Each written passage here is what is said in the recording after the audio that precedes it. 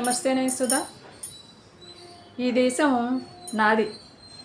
ఈ దేశం నాది. ఏంటో సడన్గా ఈ దేశం నాది అంటున్నాను అనుకుంటున్నారా? మనం దేశానికి ఏదైనా చేయాలి అనుకున్నప్పుడు ఈ దేశం నాది అనుకుంటూ చేయాలి. హక్కుల కోసం, బాధ్యతల కోసం పోరాడుతున్నప్పుడు ఈ దేశం మనది అనుకుందాం. ఎందుకంటే నాది అనుకోవడంలో, మనది అనుకోవడంలో తేడా ఏంటంటే, నాది అనుకున్నప్పుడు ఎంతైనా చేయాలనిపిస్తుంది కదా. ఆస్తిపాస్తులు సంపాదించుకుంటారు, మీరు ఉద్యోగాలు చేసుకుంటాం, కాంపిటీషన్లో ప్రపంచంలో పోటీ పడుతూ ఉంటాం. ఎందుకని? మనకి మనం స్వయం సమృద్ధి సాధించడానికి, వ్యక్తిగతంగా ఎదగడానికి మాత్రమే. అట్లాగే నాది అనుకోవటం వల్ల ఎంతైనా చేయాలనిపిస్తుంది. చేయటంలో కొంచెం భాగమైనా దేశానికి కూడా చేయాలి అనే ఆలోచన ఉన్నవాళ్ళ సంగతి చెప్తున్నాను నేను. అది లేకపోతే మీ ఇష్టం. ఈ దేశానికి ఏదైనా చేయాలనుకున్నప్పుడు నాది అనుకుంటూ చేద్దాము.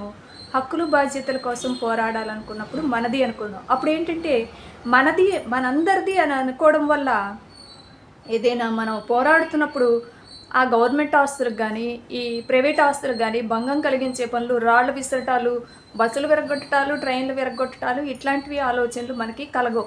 మనందరిది ఈ ఆస్తి, ఈ ప్రభుత్వాల ఆస్తి అంటే మన ప్రజలందరి ఆస్తి అనే ఆలోచన, సమిష్టి భావన మనకి కలుగుతుంది. కనుక సమిష్టిగా హక్కులు బాధ్యతల కోసం పోరాడదాం. దేశానికి ఏదైనా చేయాలనుకున్నప్పుడు మాత్రం నాది అనుకుంటూ ఓన్ చేసుకుంటూ చేయాలన్నమాట. అయితే ఈ ఆగస్టు 15 వస్తుంది కదా. చాలామంది ఏంటంటే జెండా ఎగరేయండి ఇళ్ల మీద అంటున్నారు. ఇది మీరు చేసినా చేయకపోయినా ఒక విషయం మాత్రం గుర్తుంచుకోండి.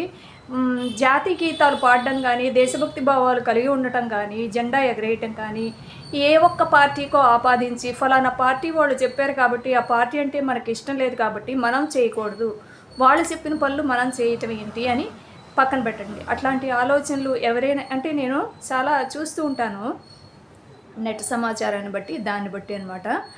ఆ భావనలు తీసేయండి. ఈ జాతీయతా భావాలు, దేశభక్తి భావాలు అనేవి ఏ ఒక్క పార్టీకో పరిమితమైన అంశాలు కాదు. మనందరం కలిగి ఉండవలసిన అంశాలు. కనుక మీరు ఆగస్టు 15కి జాతీయ జెండా ఎగరేసినా ఎగరకపోయినా నేను మాత్రం ఒక పని చేస్తాను, మీరందరూ అది భరించి తీరాలి. మీరు కూడా తప్పనిసరిగా మీకు దేశభక్తి భావాలు ఉన్నాయి, ఈ దేశం నాది అనుకుంటే మీరు కూడా ఆ పని చేయాలి. ఏంటంటే ఒక్కటైనా మీకు నచ్చిన పాట, దేశానికి సంబంధించి పాట లేదా స్వాతంత్ర దినోత్సవానికి సంబంధించిన పాట, ఏదైనా పాట ఒక 2 లైన్లైనా పాడి వాట్సాప్లో వాటిలో నెట్లో పెడితే విని ఆనందిస్తాను. నేను కూడా తప్పనిసరిగా ఒక పాట పెడతాను, మీరందరూ విని భరించాల్సిందే.